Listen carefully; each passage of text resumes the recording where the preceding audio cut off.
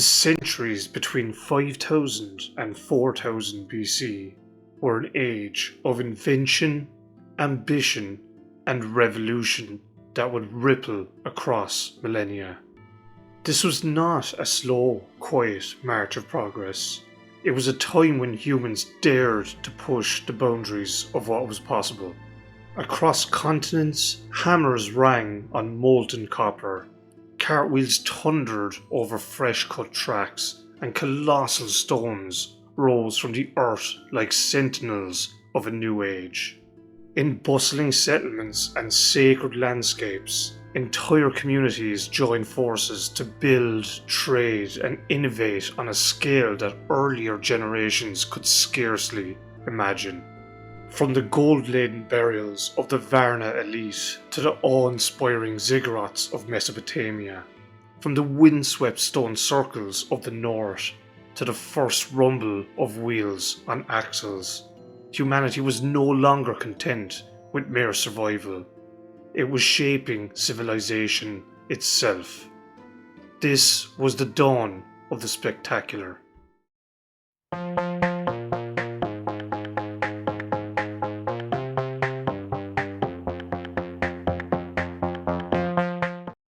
Around 4500 BC, the world's first wheels began to roll.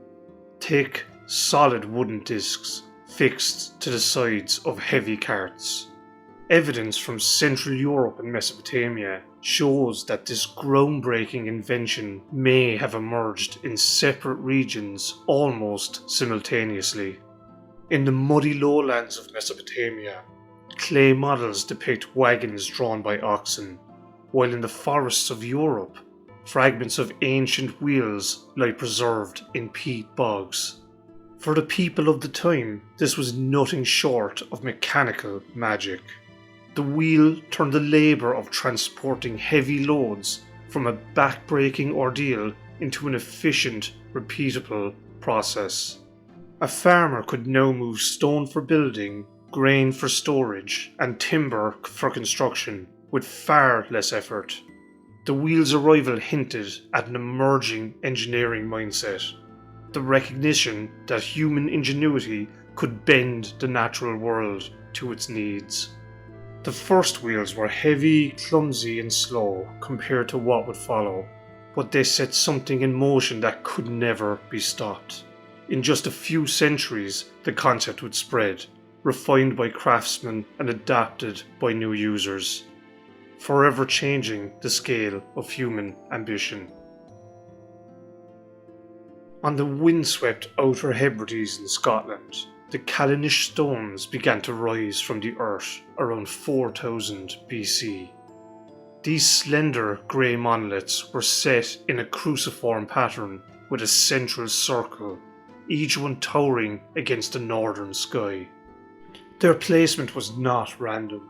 Some aligned with the moon's position during its rarest and most distant setting, a phenomenon that only occurs once every 18.6 years. To drag these stones into place without wheels or beasts of burden required raw human strength and extraordinary coordination. This was an engineering feat in its own right, but it was also an act of cosmic awareness.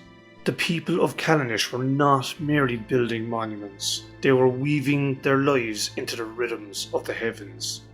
The stone circle likely served as both a ritual gathering place and a celestial calendar, helping farmers time their planting and harvests, and guiding the festivals that marked the turning of the seasons.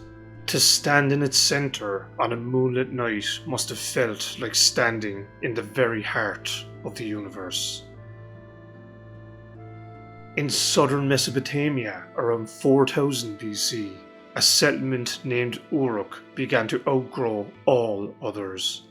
What began as a modest riverside community swelled into the world's first true city, with sprawling neighbourhoods, monumental temples, and specialised districts for crafts and trade. The Anu Ziggurat and White Temple towered over the flat plains, visible for miles, a statement of both religious devotion and urban pride. But Uruk's influence came from more than its size.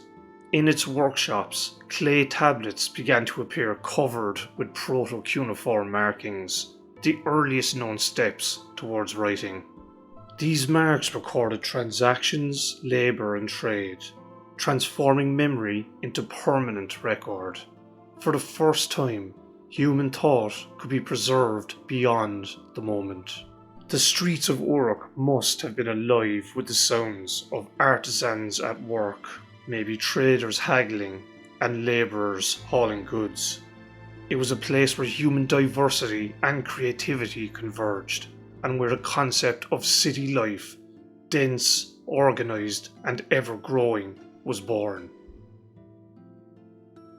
In the highlands of Anatolia, settlements like Arslan Steppe became centres for a technology that would define the coming ages: large-scale copper smelting.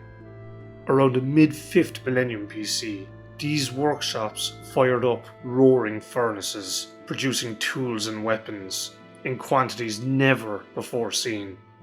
The air around them must have been thick with smoke, heat, and the metallic tang of molten ore. This was no longer experimental tinkering. Copperworking had become a specialised craft.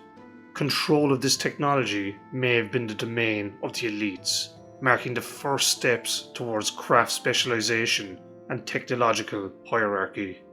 Copper's spread created new trade routes, as communities without ore traded food, textiles, or even labour for the gleaming tools of the metalworkers. This was the beginning of a new economic web that would soon span continents. On the Black Sea coasts of what is now Bulgaria, the Varna Necropolis holds a secret unlike any other from this era. The oldest known worked gold in the world. Dated to around 4500 to 4300 BC, over 3,000 gold artifacts were uncovered here. Delicate diadems and intricately carved beads. But the gold tells another story. Inequality had arrived. Some graves overflowed with treasures, copper tools, and even some exotic shells from far-off shores, while others were simple and unadorned. This was a society where wealth and status had begun to crystallise, where power could be worn on the body and also carried to the afterlife. The shimmering ornaments of Varna were more than personal decoration. They were also symbols of connection and possibly divine favour. The people who wore them in life and death were announcing their place in a new social order.